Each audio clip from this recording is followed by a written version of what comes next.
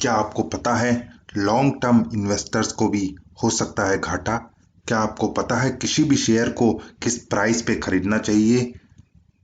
दोस्तों, आइए, स्वागत है आपका चैनल डीएमडी में, जहां हम चर्चा करते हैं शेयर मार्केट से रिलेटेड बातों का। तो दोस्तों, जो आज की वीडियो है वो बहुत ही इंपॉर्टेंट है। लॉन्ग टर्म इन्वेस्टर्स के लिए ये सेकंड पार्ट की वीडियो आप मान सकते हैं। और वीडियो स्टार्ट करने से पहले मैं आप सभी से ये प्रश्न करना चाहता हूँ, और आप सभी को ये प्रश्न खुद से करने हैं और उसके जो आंसर आएंगे उनके एनालिसिस करने हैं।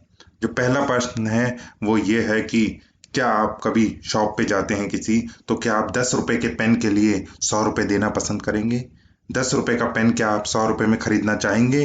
पहला प्रश्न ये है। दूसरा क्वेश्चन ये है कि आप मॉल कभी जाते हैं या किसी भी शॉप पे जाते हैं, तो क्या 2000 की जो जीन्स है उसके लिए आप 5000 रुपए देना पसंद करेंगे? तीसरा प्रश्न ये है कि क्या कभी आप मार्केट जाते हैं अलमीरा लेने नॉर्मल सी, अगर उसकी कीमत 5000 है तो क्या उसके लिए आप 15000 रुपए देना पसंद करेंगे?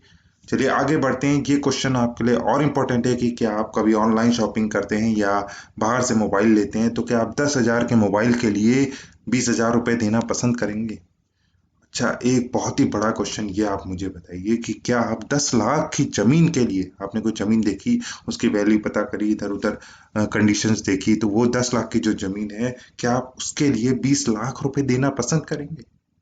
आप मुझे इन सब क्वेश्चन का जवाब दीजिए, कमेंट्स में लिखिए। क्या आप ऐसा करना पसंद करेंगे? हाँ या नहीं? हाँ तो क्यों, नहीं तो क्यों? इन सब क्वेश्चनों के बेसिस पे ही आधारित है आज की वीडियो। और जो दोस्तों आज की वीडियो है उसमें ये प्रश्न, इन सब प्रश्न पूछने के बाद आपको खुद से ये पूछना है, तो आखिर क्यों क्यों हम लॉन्ग टर्म इन्वेस्टर्स जो होते हैं, एलटीआईज जिनको मैं बोलता हूँ, किसी भी कंपनी का शेयर खरीदने से पहले उसके भाव पर ध्यान नहीं देते?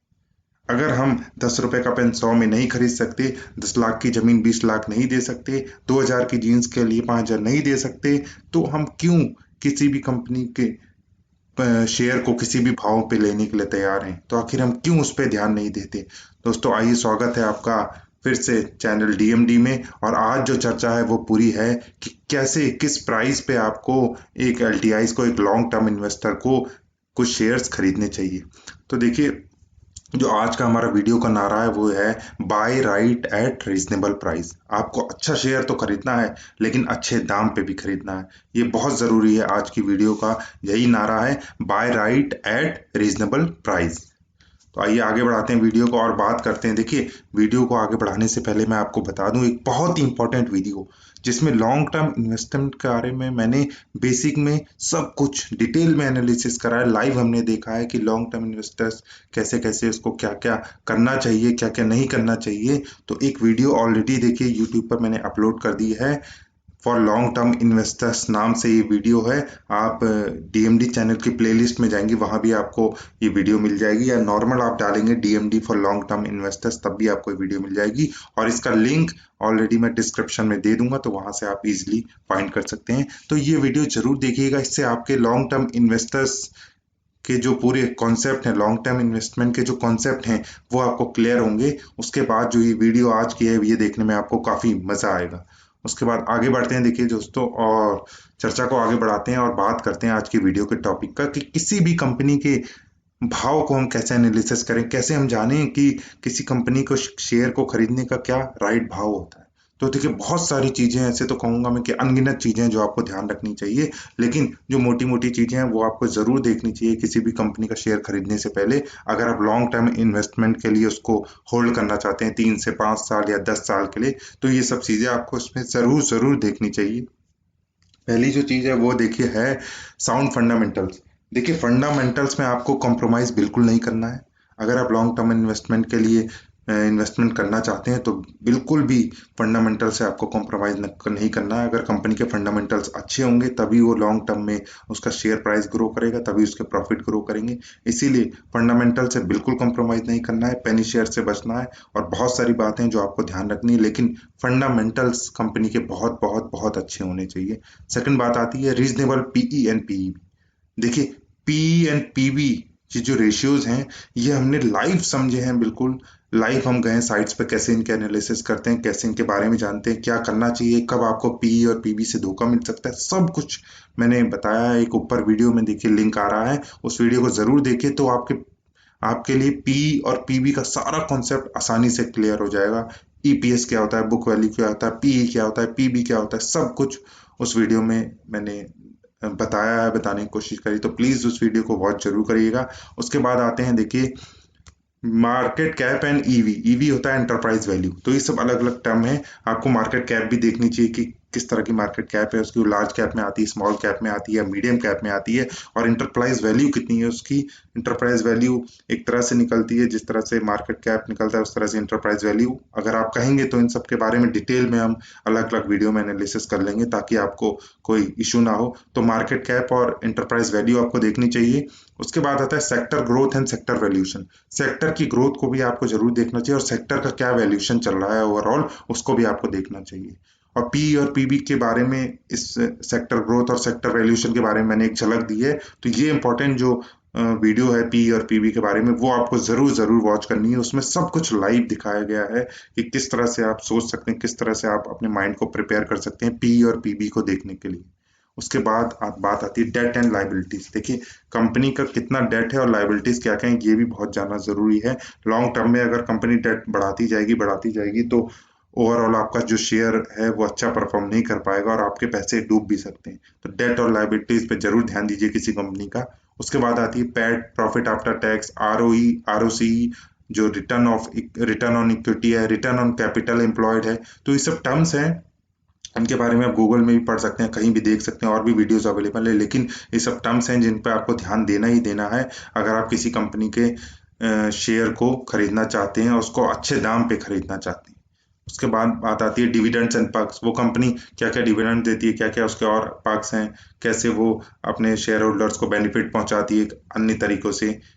और उसके बाद आता है अदर फंडामेंटल्स, और बहुत सारी चीजें हैं जो आप देख सकते हैं फंडामेंटली कंपनी में होनी चाहिए। मैनेजमेंट कैसा है, उसके प्रोडक्ट एंड सर्विसेज कैसे हैं। तो ये सब चीजें दोस्तों ओवरऑल डिटरमाइन करेगी कि आपको उस कंपनी के एक शेयर को कितने प्राइस पे लेना चाहिए।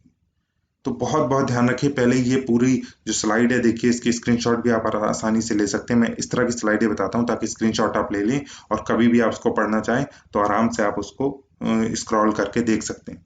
तो जो ये सब चीजें हैं फंडामेंटल्स पे, देखिए बिल से समराइज करते हैं तो बिल्कुल कॉम्प्रोमाइज नहीं करना है आपको। पी और पीबी के बारे में जानना है, market cap of enterprise value क्या है इसके बारे में जानना है, सेक्टर ग्रोथ और सेक्टर वैल्यूएशन क्या है इसके बारे में जानना है, डेट एंड लायबिलिटीज के बारे में जानना है, profit after tax, return on equity, ROC, return on capital employed, इनके बारे में जानना है, डिविडेंड पर्क्स कैसे हैं कंपनी के, इनके बारे में जानना है, और अदर फंडामेंटल्स और सब मैनेजमेंट, प्रोडक्ट्स एंड सर्विसेज, किस तरह से उनके बिजनेस मॉडल है, सब आपको जानना है। तब आप डिसाइड कर पाएंगे कि एक कंपनी के शेयर को मैं कितने प्राइस में खरीदना चाहता हूँ, क्या मैं बहुत ज्यादा प्राइस तो पे नहीं कर रहा हूँ। इस तरह से आप जान पाएंगे कि एक कंपनी का राइट प्राइस क्या होता है। आइए वीडियो को आगे बढ़ाते हैं और चर्चा करेंगे what to do after finding a good company at a good price. तो आप मान लीजिए बहुत अच्छी रिसर्च करी, आपने टाइम लगाया, इन्वेस्ट करा, और देखिए ध्यान रखिए एक लॉन्ग टर्म इन्वेस्टर को अच्छे से कंपनी ढूंढने में टाइम जरूर इन्वेस्ट करना चाहिए। अगर आप अच्छा टाइम इन्वेस्ट करेंगे तो आपको अच्छी कंपनी मिलेगी, अच्छी कंपनी मिलेगी तो आप अच्छे से उसमें इन्वेस्ट कर पाएंगे, अच्छे से आपका प्रॉफिट ग्रो होगा, और अच्छे से आप मौज कर पाएंगे। ध्यान रखिए मेरी बात को, बहुत जरूरी है ये कि जो लॉन्ग टर्म इन्वेस्टर होता है उसको सेल्फ एनालिसिस से या किसी की हेल्प ले सकता है या कुछ भी करे, लेकिन उसको टाइम स्पेंड करना बहुत जरूरी है किसी भी कंपनी को खरीदने से पहले। देखिए जो ट्रेडर टाइप के लोग होते हैं उनको ज्यादा मतलब नहीं होता कंपनी क्या भी करे, वो प्राइस फ्लक्चुएशन देखते हैं, बहुत सारी चीजें देखते हैं, टेक्निकल पैरामीटर्स देखते हैं, तो वो उस तरह से ट्रेडिंग करते हैं। इंट्राडे में देखिए बिल्कुल ही मतलब नहीं होता, कंपनी कुछ भी करे, आज जो बढ़ेगी उसमें लगाओ, जो घटेगी उसको शॉर्ट करो, तो इस तरह का चलता रहता है। लेकिन जो लॉन्ग टर्म इन्वेस्टर होते हैं, जो चाहते हैं कि उनका लंबी अवधि में अच्छा पैसा ग्रो करे, तो उनको बहुत ही ध्यान देना चाहिए प्राइस पे।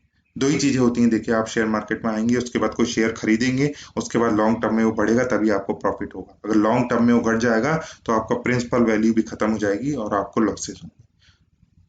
तो शुरुआत करते हैं इस स्लाइड की और जानेंगे इसमें। अगर आपने एक अच्छी कंपनी अच्छे प्राइस पे सब कुछ अच्छा बेहतर करके फाइंड कर लिया तो उसके बाद क्या करना है, उसके बाद करना है buy 80 to 90% maximum for the first time. ये बात बहुत ध्यान रखिए, मैं कितनी वीडियोस में इस बात की चर्चा करता हूँ, क्योंकि प्रैक्टिकली मुझे लगता है बिल्कुल राइट है कि आप पूरा एक साथ ही, जैसे मान लिया आपको 100 शेयर खरीदने हैं अभी फिलहाल लॉन्ग टर्म इन्वेस्टर के लिए, आपने सब कुछ अच्छी देख ली, तो उसके मैक्सिमम 80 to 90% आप फर्स्ट लॉट में खरीदिए। 80 to 90%, ताकि आपको अगर आगे खरीदने का मौका ना मिले तो कोई बात नहीं, इससे इन शेयरों से भी आपका अच्छा मुनाफा हो जाएगा, प्रॉफिट। लेकिन पूरा 100% खरीदने का मेरे को लगता है कोई तुक नहीं बनता। अगर वो शेयर गिर जाएगा तो हमारे पास एवरेज करने का उसको मौका नहीं होगा, अच्छी कंपनी कम दाम में खरीदने का मौका नहीं होगा अगर हमने पूरा पैसा एक टाइम में ही लगा दिया उस कंपनी में।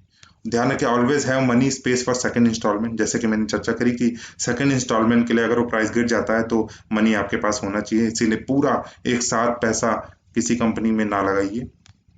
उसके बाद आता है इन्वेस्ट इन ग्रोइंग सेक्टर्स, और ध्यान रखिए कि जो कंपनी हो ग्रोइंग सेक्टर्स की हो। अगर मरे तोड़े सेक्टर की आप कंपनी ले लेंगे तो आपका पैसा भी मर तुड़ जाएगा। तो ध्यान रखिए, थोड़ा सेक्टर्स पे जरूर ध्यान दीजिए। ये बेसिक एनालिसिस पे आता है, और बेसिक एनालिसिस पे देखिए स्टॉक्स की एक बेसिक एनालिसिस की वीडियो मैंने बता दी है, देखिए ऊपर लिंक आ रहा होगा, ऊपर देखिएगा जरूर उस वीडियो को। तो जानिए दोस्तों, समझिए ये सब वीडियो इंटरलिंक्ड है, इसीलिए मैं ऐसी सीरीज में वीडियो ला रहा हूँ ताकि आपको कोई इशू ना हो, आप कोई भी वीडियो देख सकें तो आपको समझ में आए कि उसका कोरिलेशन इससे कैसे है या उसका कोरिलेशन इससे कैसे है। सब कुछ कोरिलेट होता है शेयर मार्केट में, आपको बेहतर ढंग से समझना है और बेहतर ढंग से अपने इन्वेस्टमेंट करने हैं। तो ध्यान रखिए, ग्रोइंग सेक्टर की कंपनीज में इन्वेस्ट करिए। उसके बाद जो चर्चा आती है ग्रोइंग कंपनीज में इन्वेस्ट करिए। थोड़ा बहुत इस चीज पे थोड़ा फोकस करिए कि आप अच्छी मिड कैप कंपनीज या हो सकता है अच्छी स्मॉल कैप कंपनीज भी ढूंढ सकें अपने पोर्टफोलियो के लिए। लार्ज कैप कंपनीज तो देखिए अच्छा परफॉर्म कर ही चुकी होती हैं ऑलरेडी, तभी वो लार्ज कैप बनती हैं, अच्छा उनको मार्केट वैल्यूएशन देता है, अच्छे उनमें बाइंग सेलिंग चल रही है। लेकिन जो स्मॉल कैप हैं वो और मिड कैप हैं, वो कभी कभी अंडर पेनिट्रेटेड रहती हैं, उनको कभी कोई ध्यान नहीं देता या कभी कभी मिस हो जाती हैं किससे। तो उन तरह की कंपनियों पे भी आप थोड़ा फोकस करिए, देखिए, रिसर्च करिए, आपको डेफिनेटली मार्केट कैप के हिसाब से, मिड कैप के हिसाब से, स्मॉल कैप के हिसाब से अच्छी कंपनीज अवेलेबल होंगी मार्केट में। इसके बाद आता है have faith in your investment decision. उसके बाद जो ओवरऑल एनालिसिस करके आपने जो इन्वेस्टमेंट डिसीजन लिया है उसमें फेथ रखिए, अपने ऊपर विश्वास रखेंगे तभी आप अच्छा प्रॉफिट कमा पाएंगे। अगर सोचिए अपने ऊपर ही विश्वास नहीं है तो आपके पैसे को आपके ऊपर कैसे विश्वास होगा। तो आप पैसों को अच्छे से इन्वेस्ट करिए, अपने ऊपर विश्वास रखिए, अपने इन्वेस्टमेंट डिसीजन जो लिया है आपने कंपनी की पूरी एनालिसिस करके उसके ऊपर विश्वास रखिए। उसके बाद आता है have patience and hold it for long time. ये तो बहुत ही जरूरी है। देखिए, पेशेंस, डिसिप्लिन और स्ट्रेटेजी के ऊपर डीपीएस जो एक सक्सेस फार्मूला है से शेयर मार्केट का, उसके ऊपर पूरी डेडिकेटेड वीडियो मैंने बनाई है, देखिए ऊपर लिंक आ रहा है। पूरा एक फार्मूला है, सक्सेस फार्मूला, किस तरह से आप सक्सेस हो सकते हैं शेयर मार्केट में। और उसमें सेकंड पॉइंट है पेशेंस। पेशेंस के बारे में डिटेल में एनालिसिस किया गया है, वो वीडियो जरूर देखिएगा। और पेशेंस रखिए, लॉन्ग टाइम के लिए होल्ड करिए, तभी आपका अच्छा प्रॉफिट बन पाएगा। आइए आगे बढ़ते हैं। उसके बाद बात करते हैं प्रिकॉशंस क्या क्या लेना है आपको। सब कुछ आपने अच्छा कर दिया, प्राइस अच्छा ढूंढ लिया, आपने ये भी जान लिया कि एक कंपनी को ढूंढने, अच्छी कंपनी को अच्छे प्राइस पे ढूंढने के बाद कैसे हमें इंस्टॉलमेंट में उसमें पैसा लगाना है, कैसे क्या करना है, सब कुछ आपने जान लिया, सब कुछ अच्छा हो गया। उसके बाद प्रिकॉशंस ध्यान रखिए, क्या क्या आप प्रिकॉशंस रखने चाहिए यहाँ पे। पहली चीज जो आती है वो है invest, never invest all your money in single in share market. पहले तो ये ध्यान रखिए, पूरा पैसा शेयर मार्केट में मत लगाइए। मैं बार बार ये बोलता हूँ, शेयर मार्केट में उतना ही पैसा लगाइए जितना आपको उम्मीद है कि सब कुछ डूब भी जाए, तब भी जो मेरी बेसिक लाइफ है, जो बेसिक लाइफ की नीड है, वो उसमें इफेक्ट ना हो। थोड़ा पैसा एफडी में, थोड़ा सेविंग में, थोड़ा इधर थोड़ा उधर, जहां भी आपके फाइनेंशियल एसेट है उनमें थोड़ा रखिए। पूरा शेयर मार्केट में मत लगाइए। कभी कभी बहुत वर्स्ट कंडीशन हो जाती है शेयर मार्केट की, तब आपको लॉसेज हो सकते हैं और तब आपको जीवन में बहुत दिक्कतें आ सकती हैं, इंडिविजुअल लेवल पे या फाइनेंशियल लेवल पे। तो बहुत ध्यान रखिए, बैकअप के लिए हमेशा मनी रखिए। आपका जितना रिस्क हो, जितना आप मैनेज कर पाए, उतना ही पैसा लगा पाइए, शेयर लगाइए शेयर मार्केट में। सेकंड चीज आती है never invest all your money in a single time. जैसे मैं हमेशा बात करते रहा हूँ कि सिंगल टाइम में पूरा मनी मत लगाइए, मार्केट बार बार मौका देता है अच्छी कंपनी उसको अच्छे प्राइस में खरीदने का। उसके बाद बात आती है never invest all your money in a single company. ये कंपनी में तो भूल के भी ऐसी गलती मत करिएगा, मेरे आपको ये सजेशन है। आप भूल के भी ऐसी गलती मत करिएगा कि सारा अपना पैसा सिंगल कंपनी में लगा दें। जो नए इन्वेस्टर होते हैं उनको जनरली पता नहीं होता है, जनरली पेनी शेयर्स में फंस जाते हैं और सब पैसा अपना पेनी शेयर्स में लगा देते हैं, एक कंपनी में लगाते हैं, मान लिया सुजलॉन में लगा दिया, मान लिया किसी भी और कंपनी में लगा दिया। मैं किसी कंपनी की बुराई नहीं कर रहा हूँ, ये बात ध्यान रखिएगा, डिस्क्लेमर मैं फिर से दे दूं, मैं सिर्फ एक एग्जाम्पल के लिए बता रहा हूँ कि पेनी शेयर्स में ये आता है। तो मान लिया उसमें सब पैसा लगा दिया कंपनी में, तो कोई भरोसा नहीं वो कंपनी अच्छा परफॉर्म करे फ्यूचर में या ना करे, तो उनका पैसा पूरा डूब सकता है। एक कंपनी में सारा पैसा कभी इन्वेस्ट करने की ना सोचिएगा। बड़े बड़े इन्वेस्टर हैं जो उन्होंने भी आज तक कभी ऐसा गुनाह नहीं किया है। और never make your portfolio one और टू सेक्टर, ये भी बात ध्यान रखिए, सिर्फ एक या दो सेक्टर पर डिपेंड मत रहिए। आप कभी ध्यान से देखेंगे, आप देखेंगे तो जो सेक्टर हैं वो आपस में डिपेंड करते हैं। देखिए मान लीजिए ये जो अपना नेस्ले मैगी आती है, तो नेस्ले इंडिया बनाता है, तो मैगी मैगी के लिए देखिए रॉ मटेरियल चाहिए होता होगा, तो रॉ मटेरियल की कंपनी एक सेक्टर में आ गई, जो एग्रीकल्चर सेक्टर मान सकते हैं, फार्मिंग सेक्टर, वहां से रॉ मटेरियल आता है। और दूसरी बात आती है जो नेस्ले जो बनाती है वो एफएमसीजी सेक्टर में आ गई, तो वो बनाती है, उसको पैकिंग करती है, फिर वो बेचती है, तो पैकेजिंग सेक्टर भी उसका अलग। तो इस तरह से देखिए आप कभी देखेंगे तो पैकेज सब जो सेक्टर होते हैं वो को रिलेट होते हैं। तो ध्यान रखिए कभी भी ये एक या दो सेक्टर में ही पैसा लगा के मत भूल जाइए, थोड़े और एक्सप्लोर करिए। इंटरलिंक्ड सेक्टर अगर आप देख पाएंगे तो आपके लिए बेहतर होगा। उसके बाद चर्चा आती है have money for average. Average के लिए तो भाई साहब, और एवरेज के ऊपर एक धमाकेदार वीडियो आप देखिए, तो ऊपर देखिए तो कैसी वीडियो, क्या उसमें धमाकेदार टेक्निक्स मैंने आपको बताई, किस तरह से आप प्रॉपर एवरेज का फायदा उठा के अपने लॉसेस कम कर सकते हैं, प्रॉफिट में आ सकते हैं। दोस्तों प्रॉफिट में एवरेज एक बहुत ही अच्छी दवा, मैं बार बार इसकी चर्चा करता हूँ, बहुत ही अच्छी दवा है, बशर्ते आपको दवा को राइट टाइम पे राइट तरीके से लेना आना चाहिए। उसके बाद चर्चा आती है नेवर टेक टिप। ओहो, मैं तो ये डायलॉग तो मेरा ऐसा लग रहा है माइंड में बस गया है, जिसने ली टिप उसकी लगेगी लॉसेस की सिप। आपको तो पता होगा सिप क्या होता है, सिप मतलब होता है सिस्टमेटिक इन्वेस्टमेंट प्लान। तो अगर आप टिप लेंगे, किसी की टिप पे काम करेंगे, ये खरीद लो, वो खरीद लो, वो बेच दो, ये खरीद दो, तो आपकी लॉसेस की सिप शुरू हो जाएगी। आपका लॉसेस एक पहले थोड़ा होगा, फिर ज्यादा होगा, फिर ज्यादा होगा, इस तरह से आप सिस्टमेटिक इन्वेस्टमेंट प्लान के थ्रू अपने लॉसेस बुक करते जाएंगे। तो ध्यान रखिए टिप की कोई ज़रूरत नहीं है, नॉलेज लेते रहिए, मैं वीडियो डालता रहता हूँ, कोई भी चीज़ हो आप कमेंट करिए, उसके बारे में हम चर्चा करेंगे। और टिप मत लीजिए, सीखने पे ध्यान दीजिए, उसके बाद आप खुद ही एनालिसिस करने के मास्टर हो जाएंगे और खुद ही एनालिसिस करके अच्छी कंपनीज ढूंढेंगे। उसके बाद चर्चा आती है, आज की वीडियो का एंड करते हैं अपनी बात से। तो आज की जो बात है वो है अच्छा शेयर सही हो दाम, यही है एक निवेशक का काम। तो एक निवेशक का क्या काम होता है, वो अच्छा शेयर ले और सही दाम पे ले, तो ये एक निवेशक का काम होता है, इस बात का ध्यान रखिए। उम्मीद है इस तरह की वीडियो आपको पसंद आ रही होंगी, और कुछ भी और चाहते हैं आप मुझसे, मेरी तरफ से कुछ और आउटपुट चाहते हैं तो अपना इनपुट जरूर दीजिए, कमेंट जरूर करिए। कुछ और आपको समझ में नहीं आ रहा हो, किस तरह की वीडियो में चेंजेस हो सकता है, या कुछ और चीज़ें हम ऐड कर सकते हैं वीडियो में, तो ज़रूर बताइए। सो दोस्तों मिलेंगे अपनी नेक्स्ट वीडियो में, ध्यान रखिए और सब वीडियो देखते रहिए, नॉलेज बहुत ही नॉलेज आपको मिलेगी, और इस नॉलेज के दम पे ही आप शेयर मार्केट के बादशाह बन जाएंगे। तो ध्यान रखिए दोस्तों, फिर मिलेंगे अपनी नेक्स्ट वीडियो में। Take care, bye bye, see you.